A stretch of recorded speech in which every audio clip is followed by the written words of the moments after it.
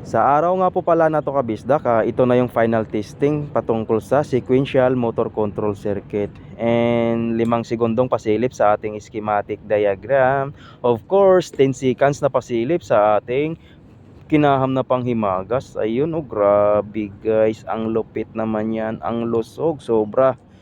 Yun, bahala ka na mag-isip, tabi ka muna dyan, miss. Yun, oh, kalimutan mo muna yung panghimagas, dito muna tayo, focus lang sa goal. Once na pindutin natin tong push button start, no, ayan, magtuloy-tuloy na yan sa pag-running yung ating tatlong magnetic contactor. Hindi na yan titigil hanggat hindi natin pinush yung stop nya, dahil naka timer yan. Every 4 seconds magpapalit yan, no. Ayan, ayan, so as you can see, tuloy-tuloy yung tatlong magnetic contactor sa pagpapalit ng running nya. Kung may 3-piece induction motor yan, no, syempre hindi natin pwedeng gawing every 4 seconds, masisira yung ating 3-piece induction motor. So naka-design ang ganitong system para sa ating AHU unit. So may mga ilan-ilan na gumagamit nito, no, dahil kinakailangan kasi makapagpahinga yung ibang unit, no. Yan ang purpose niyan. Nang sa ganon, yung 3-piece induction motor, no, maiwasan yung overuse. Anyway, testing natin tong fault. Ayan, so sundutin lang natin yung test ng overload relay. Ayan, nag-fault na siya. So lahat ng system tumigil, no, walang natira, lahat nag-off dahil nag-trip yung ating overload relay. So alin man dyan sa tatlo, kahit saan, tingnan nyo, pinindot natin yung push button switch, walang gumana as long as hindi natin ma-reset yung overload relay. Ayun, so nung na-reset na natin at nag-push button on tayo, saka na siya gumana ulit. So take note, bago mag-start ulit, kinakailangan double check yung ating 3-piece induction motor, bakit nag-trip yung ating system, yung ating overload relay, para maiwasan na magkasunog yung ating motor. Ugaliing mag-check. So syempre, anong pang check natin doon? Kukuhanan agad natin ng amperahe para malaman natin kung may tama na yung ating 3-piece induction motor. Syempre, pwede din naman natin yung tinatawag nila na isolation test. Ayun.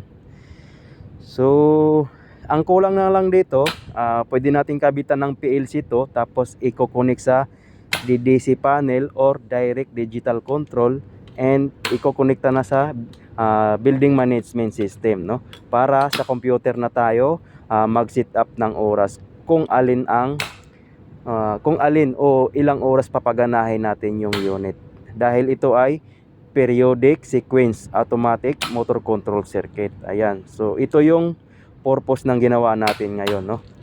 So malalim-lalim na rin yung ating mga simulation, malawak na rin, medyo malayo-layo na yung ating naipakita sa inyo, no. Ayun.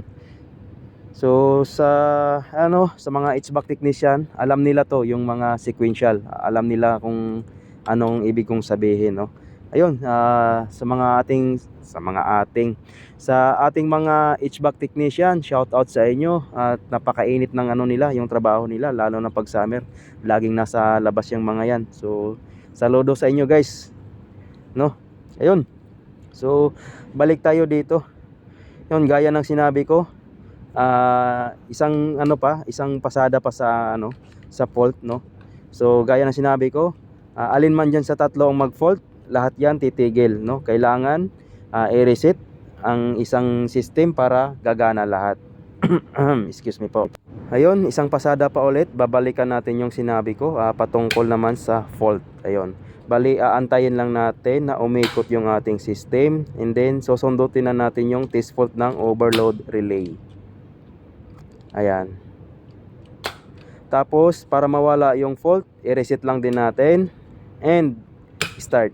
Pero bago mag-start sa system, ugaliing mag-test ng 3-piece induction motor, baka may problema na. Ayun, so hanggang dito na lang. See you in my next video. Yun, thank you for watching.